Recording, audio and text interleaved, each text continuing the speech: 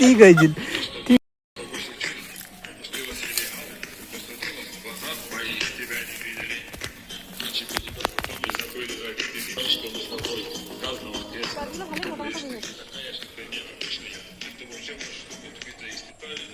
ওখানে আমার বাবার সাথে মেশিন।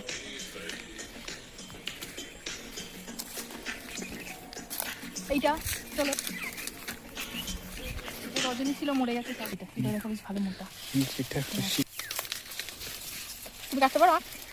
হ্যাঁ, কোনো ব্যাপারই না, দুটো কম মালিতে কেটে যাবে। হ্যাঁ হ্যাঁ,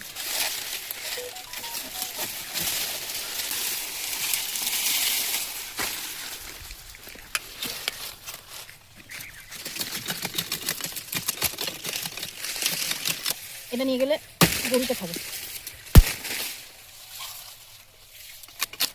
এই আখ বিক্রি করেনি না, এক আরো কদিন পরে, এখনই না। এই মোটা মোটাগুলো কি করে?